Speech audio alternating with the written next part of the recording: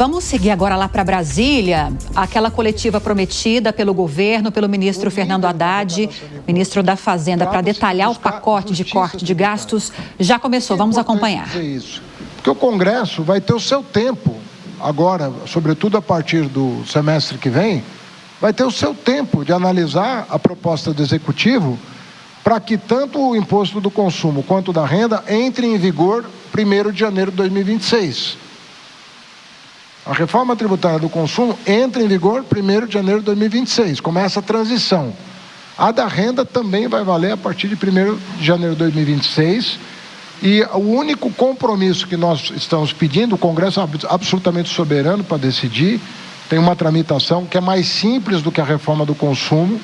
A reforma do consumo envolve pacto federativo, conflito intersetorial do ponto de vista dos setores econômicos. Essa não, é um imposto só, é só um imposto federal, ela é neutra do ponto de vista fiscal, não aumenta nem diminui a arrecadação, é por projeto de lei, não exige emenda constitucional. Então nós entendemos que ela pode tramitar o ano que vem, que é um ano que está com uma agenda legislativa mais leve e não é ano eleitoral. Então é um ano muito especial para a gente concluir a reforma da renda, tendo concluído a reforma sobre o consumo e entregar para um país um sistema tributário moderno, justo, progressivo, atualizado, entregar no dia 1º de janeiro de 2026, algo que é almejado há 40 anos e que o Brasil nunca se dispôs a enfrentar. Agora nós temos um Congresso que se dispôs a enfrentar o debate e nós estamos aproveitando esse entusiasmo do Congresso com o tema para pautar a conclusão desse trabalho.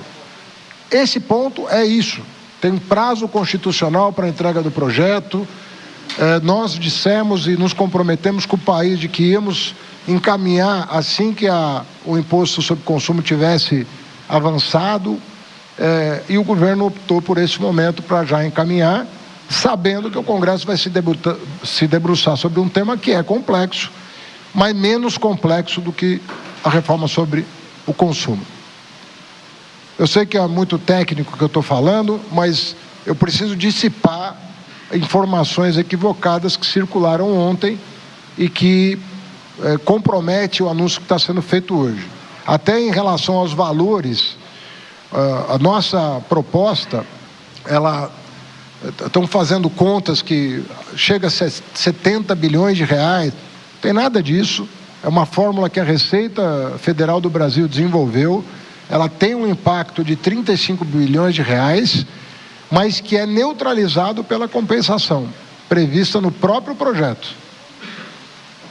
E é um projeto muito bem pensado, há mais de um ano que a Receita Federal trabalha nesse assunto, com o apoio das demais secretarias do Ministério da Fazenda e depois com a apreciação dos demais ministros sobre esse tema.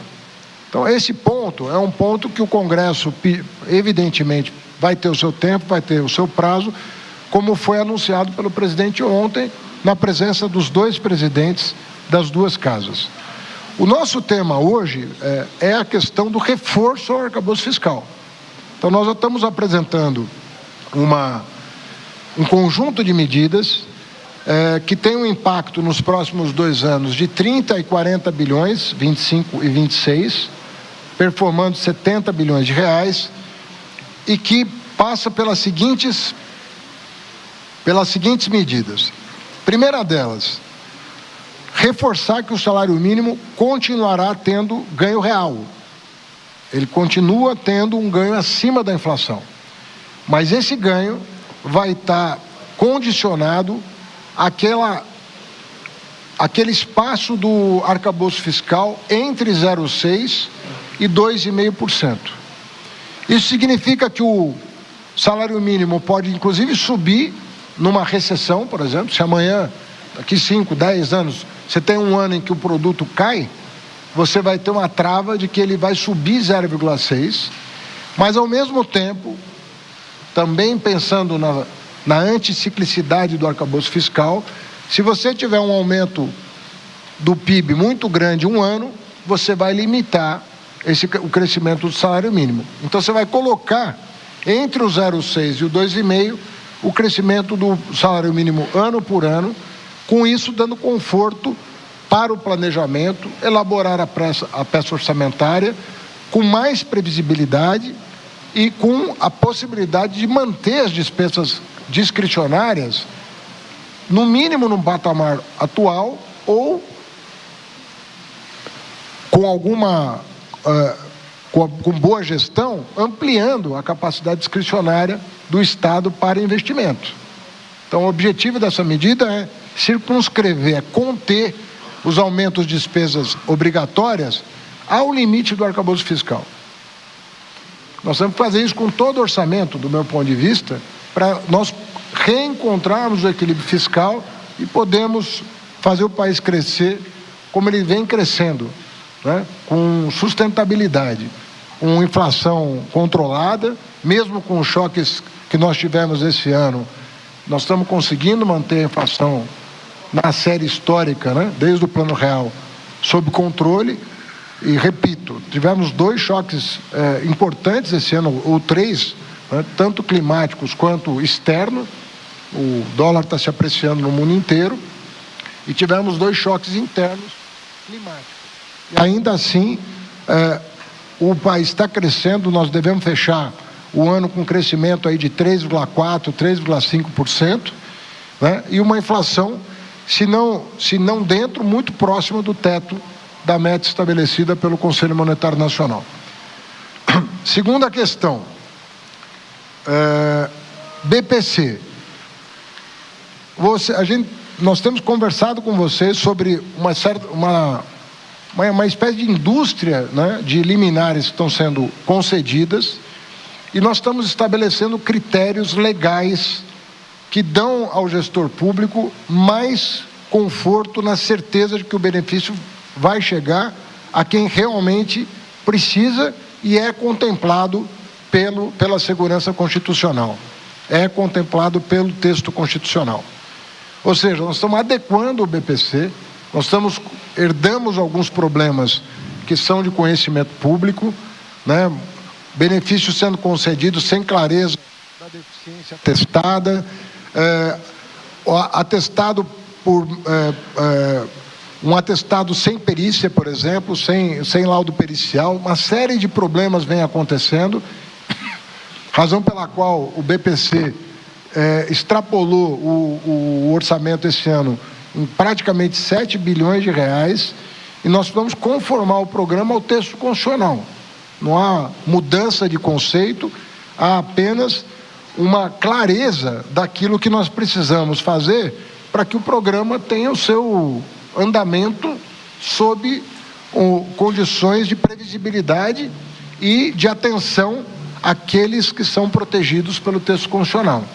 Então, depois a equipe vai detalhar quais são as alterações que estão sendo propostas, que vão dar conforto, tanto à área da assistência, quanto à AGU, na defesa contra essa indústria que nasceu no país e que precisa ser contida para o bem do próprio país, porque não se trata aqui de cortar direitos. O presidente tem insistido muito nisso, que ele não voltou à presidência para cortar direitos, e não é disso que se trata. Nós temos que fazer algumas alterações para dar clareza de quem efetivamente tem direito ao BPC, no caso da pessoa com deficiência. A questão do abono salarial, né? Nós estamos fixando o direito ao abono àqueles que ganham até R$ 2.640 por mês, o que hoje corresponde a 2 salários mínimos. Mas nós estamos introduzindo uma cláusula na Constituição de que esse valor vai ser corrigido pela inflação.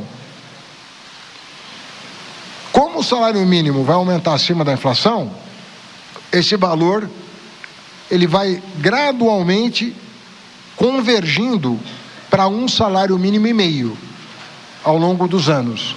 E quando isso acontecer, quando chegar a 1 salário mínimo e meio, volta a prevalecer a regra atual.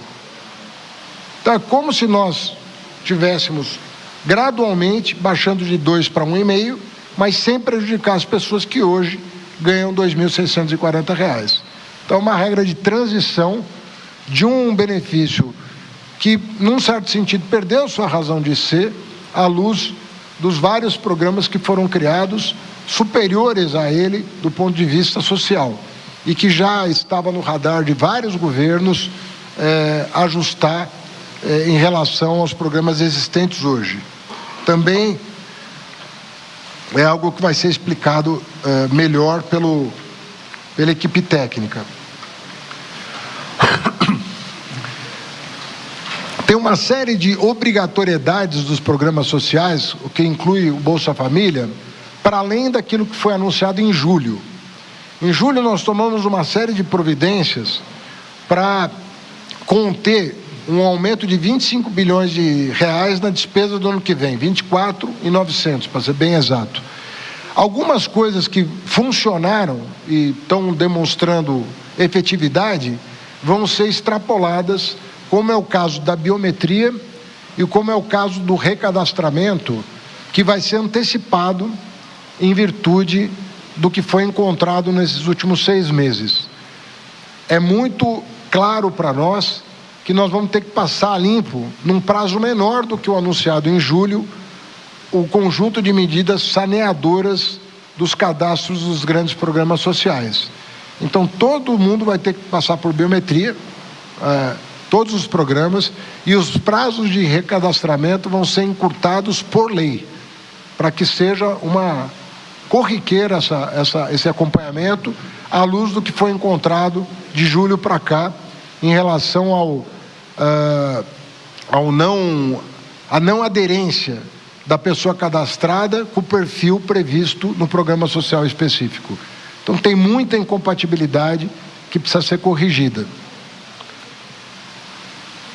Nós acabamos de sancionar, o presidente Lula acabou de sancionar o acordo que foi feito sob os auspícios do Judiciário com o Legislativo em relação às emendas parlamentares. Isso limita o aumento das emendas parlamentares no tempo, então tem um ganho expressivo em relação à dinâmica do aumento das emendas parlamentares e tem uma facilitação no cumprimento do piso constitucional da saúde, uma vez que compromete o parlamento com mais verbas para a saúde a partir do ano que vem, para além daquilo que já estava previsto pela emenda constitucional. Então nós vamos ter um ganho de aporte de recursos para a saúde, recursos vindos do parlamento. Pulei. Nós fizemos um acordo com as Forças Armadas, a quem eu agradeço, fizeram um gesto de última hora, inclusive a pedido do ministro Múcio e do presidente Lula, para que também desse uma cota de contribuição importante, e nós concordamos em acabar com a morte ficta, que é uma coisa que, do ponto de vista da moralidade pública, é importante, nós reconhecemos como um resquício do passado que precisa ser superado, extingue a transferência de pensão, que era uma coisa que também só dizia respeito a essa carreira, a transferência de pensão, estabelece finalmente uma idade mínima de aposentadoria, de passagem para a reserva, melhor dizendo, né? Para os militares no plano federal, e fixa pelo teto de 3,5% da remuneração a contribuição do militar para o fundo de saúde, que era uma coisa também que estava desordenada entre as forças, e isso passa a fazer parte do acordo que foi feito com a defesa. Nós vamos retomar o debate sobre supersalários, é uma coisa que nós tentamos fazer o ano passado. Nós, publicamente, sobretudo ministra Esther, ministra Tebet e eu, falamos que nós tínhamos que começar a reforma administrativa pela questão dos supersalários, que era o que mais chamava a atenção da opinião pública, e nós tem uma lei que já foi aprovada pela Câmara, que está no Senado, mas nós vamos prever uma lei complementar para regular esse dispositivo constitucional que rege os supersalários, para que nós tenhamos segurança jurídica de que a mudança vai ser para valer. Nós queremos retomar esse debate com o Congresso Nacional, uma vez que a Câmara já se manifestou e há abertura do Senado Federal para nós retomarmos essa discussão.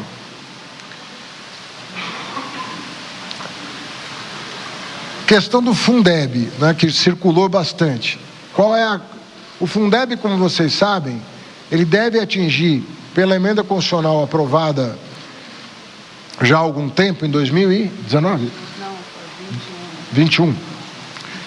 Previa uma transição que atinge o pico em 2026.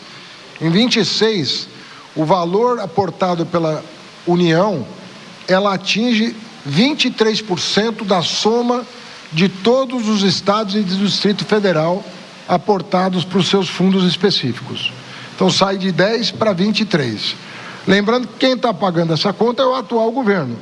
A conta foi deixada a ser paga sem fonte de financiamento, porque não havia previsão de fonte de financiamento. E quem está arrumando a fonte de financiamento para honrar o compromisso com a educação é o governo do presidente Lula. Aliás, como foi feito com o primeiro Fundeb. Nós arcamos com todos os custos da transição do antigo Fundef para o atual Fundeb, e o novo Fundeb também é o presidente Lula que está bancando na educação. O que nós estamos fazendo em relação ao Fundeb? Nós queremos que uma parte desse recurso favoreça o estudante. E há formas de fazer isso, porque uma coisa é você falar da educação de uma maneira geral, a outra é você, mediante dispositivos que estão sendo propostos, garantir que o estudante vai ser um grande beneficiário disso. Então nós estamos reservando 20% do aporte da União, ou seja, do dinheiro federal, para garantir a expansão da escola em tempo integral. Então a escola de tempo integral, ela vai entrar no Fundeb com a utilização de recursos federais. Isso vai ter um grande impacto na expansão da matrícula em tempo integral no país. Uma segunda questão importante da educação é que o PED-6, a partir de 26, integra o orçamento da educação. Uma coisa importante, porque hoje a gente usa recursos do FGO, que poderá ser utilizado, mas ele será orçado na educação, o PED-6. Uma questão que não foi, não está na planilha que vocês receberam, mas é importante sinalizar, é que assim como o PED-6 está sendo orçado pela educação, porque é um gasto educacional, nós vamos apresentar para o relator do Vale Gás um substitutivo pactuado com o presidente Lula, também para orçá-lo dentro do marco fiscal, dentro do arcabouço fiscal. Então, PED-6 e Vale Gás vão ser incorporados ou reincorporados ao orçamento dentro do arcabouço fiscal.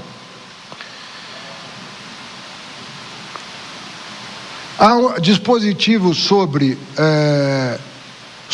subsídio e subvenção, caso claro do Proagro, por exemplo.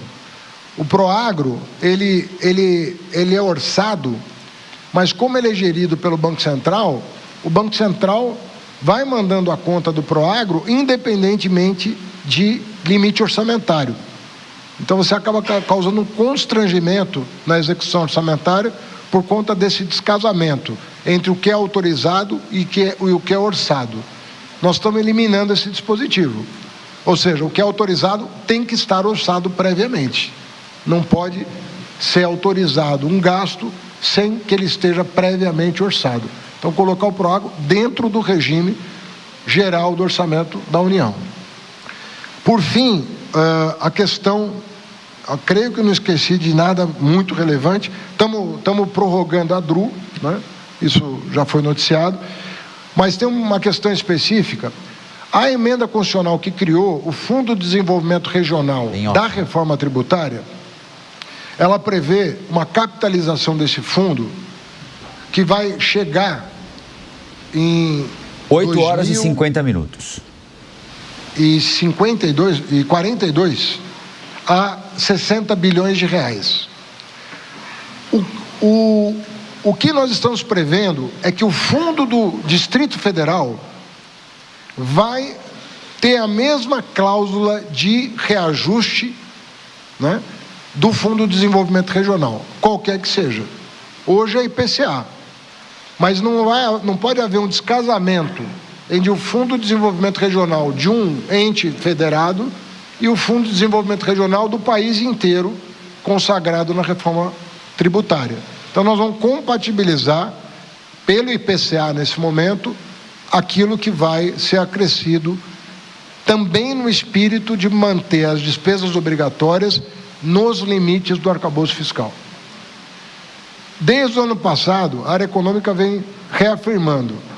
O arcabouço fiscal foi muito bem recebido no Brasil e no mundo, pelas agências de risco, pelos organismos internacionais, pelo mercado.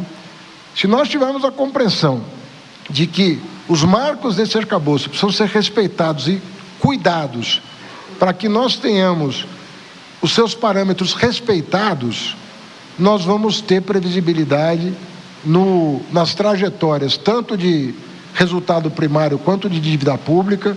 Isso vai dar sossego para o Banco Central, isso vai dar previsibilidade para o mercado, isso vai colocar o país nos moldes adequados de um regime fiscal compatível com as nossas necessidades atuais.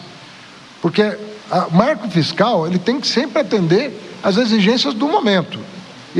E o momento hoje exige providências que, num outro momento da história do Brasil, poderiam ser mais relaxadas ou mais apertadas, dependendo da situação. Nós entendemos que os parâmetros do marco fiscal atual, eles precisam ser reforçados para que nós tenhamos sucesso na política fiscal. Então, eu encerro. Vocês sabem que eu tenho um compromisso no Senado Federal agora às 10 horas, eu vou ter que sair. Eu não sei que horas são agora. 8h50. Calma, eu só tô... Dá tempo, é porque depois que eu saio, a pessoa fala, o Haddad saiu sem avisar. Eu estou avisando com meia hora de antecedência. Então, não são 9 horas ainda. Eu estou concluindo aqui a primeira fala. 9h30 eu vou sair educadamente, vou pedir licença. Se eu não puder responder uma pergunta às 9h30, depois que eu sair do Senado, eu posso responder com a mesma educação. Então, eu permanecerei aqui até às 9h30 e, portanto, não vou sair às pressas. Vou sair num horário marcado com vocês, às 9h30. E, ao longo do dia, eu estou disponível. Amanhã eu tenho encontro público lá na São 8h53, seguimos acompanhando a entrevista de ministros no Palácio do Planalto sobre anúncio feito ontem à noite de projeto para corte de gastos. Segue falando o ministro da Fazenda, Fernando Haddad. A equipe técnica permanecerá, para quem desejar, explicando minúcias e detalhes das medidas. O secretário Dario está aqui, o Gustavo está aqui, tem vários companheiros nossos aqui que participaram da elaboração desses instrumentos que estarão aqui, e nós estamos à disposição de vocês. Isso é muito importante para a gente ter. Nós temos em 2025 e 2026 uma execução orçamentária mais suave do que nós tivemos esse ano. Esse ano nós já bloqueamos, Simone, alguma coisa em torno de 20 bilhões de reais foram bloqueados para cumprir o arcabouço fiscal. Às vezes eu fico vendo notícias no jornal, o governo não está comprometido com o arcabouço fiscal. Foram bloqueados 20 bilhões de reais de despesa, e a arrecadação cresceu, em termos reais, esse ano, 10% acima da inflação, combatendo sonegação e privilégio. Então, se nós não estivéssemos cuidando da parte fiscal, nós não estaríamos cumprindo a meta fiscal, que era muito exigente esse ano, porque nós saímos de um déficit, em virtude dos calotes do governo anterior, de mais de 2% do PIB o ano passado. Só de calote, nós pagamos mais de 100 bilhões de reais. Entre estados e precatórios, nós tivemos que indenizar 120 bilhões de reais de calote dado pelo governo anterior. Então, era um desafio grande trazer o déficit para perto do equilíbrio, e estamos conseguindo fazer isso. Nós estamos com meta zero e banda de 0,25% do PIB, e o ano que vem eu estou muito seguro de que, com as medidas que estão sendo tomadas, nós também vamos ter êxito em cumprir as metas, sabendo que em caso de não cumprimento tem uma série de gatilhos que são disparados para que ela venha a ser respeitada. Mas eu não creio que esses gatilhos, assim como esse ano não dispararam, eu não acredito que vão disparar o ano que vem, porque eu estou bastante seguro que nós estamos, tanto do ponto de vista da receita quanto da despesa, fazendo o trabalho para que elas se encontrem de forma sustentável, sem necessidade de vender patrimônio público para maquiar, sem necessidade de não pagar despesas previstas em lei. Esse tipo de maquiagem que foi feita, de contabilidade criativa que foi feita recentemente, não estamos prevendo nada disso, não estamos querendo cumprir a lei e cumprir as metas estabelecidas com o país. Tá bem? Eu não sei se você quer organizar, mas estou à disposição até 9h30 e depois a equipe técnica.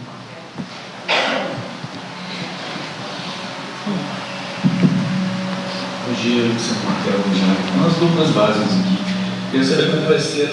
Está acompanhado aí do ministro Rui Costa, da ministra Esther Dweck, Simone Tebet, Alexandre Padilha e o ministro Pimenta também.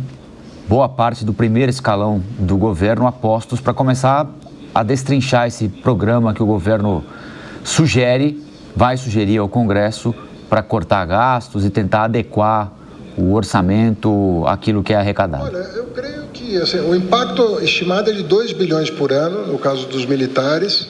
Eu penso que, se você considerar a despesa discricionária que eles têm, é um gesto significativo. E foram coisas que nunca foram conseguidas pelos governos anteriores. Mas é importante a tua pergunta, porque reforça o apelo que nós estamos fazendo para todos os poderes e para todos os ministérios de se engajar nesse desafio que é reequilibrar as contas públicas. Inclusive, isso vale para empresário, vale para servidor público, vale para todo mundo. Todo mundo que tem algo que destoa da média do cidadão brasileiro, né? Os benefícios fiscais para as grandes empresas que estão agora publicadas no site da Receita Federal. Aliás, aproveito para dizer que nós vamos divulgar a segunda leva de benefícios fiscais, CNPJ por CNPJ, né, nas próximas semanas. Então, a Receita Federal está colocando tudo de forma transparente, né, na internet.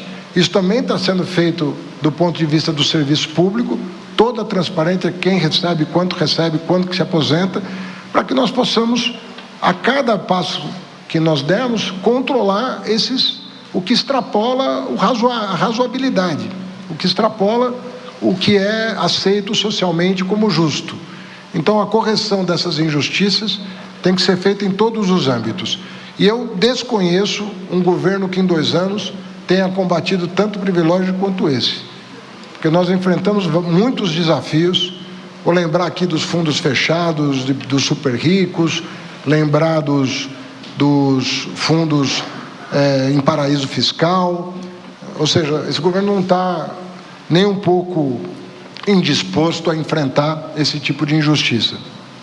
Em relação ao imposto de renda, eu creio que ele vai exigir uma reunião à parte, porque ela é uma reforma.